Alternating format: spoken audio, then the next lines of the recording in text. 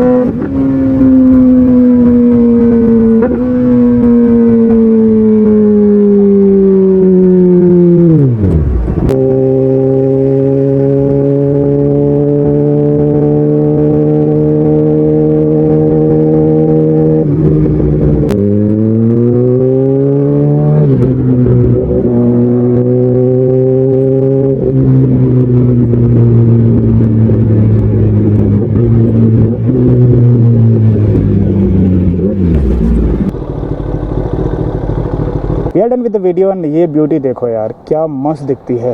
अगर आपको वीडियो अच्छा लगा थोड़ा बहुत भी तो लाइक ज़रूर करें, बिकॉज ऐसे वाले वीडियोस इतनी पावरफुल बाइक पे मैंने बहुत ज़्यादा नहीं बनाए हैं। हार्डली आई थिंक 1 या 2 वीडियोस मैंने बनाए हैं। अगर आपको कुछ पूछना है ये बाइक के बारे में नीचे कमेंट कर सकते हैं। You can follow me on Instagram ID नीचे आपको मिल जाएगा।